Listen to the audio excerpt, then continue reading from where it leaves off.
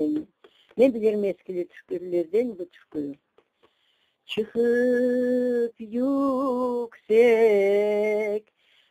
de bakma, beni de ateşlere yakma. Sağ yanım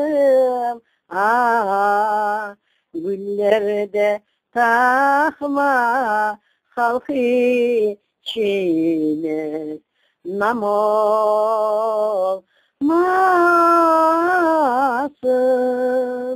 Ah olmaz mı, vah olmaz mı, peki de bayram bir olmaz mı? Ardımdan söyleyen de düşman yüzümü görse utanmaz mı? Oldu.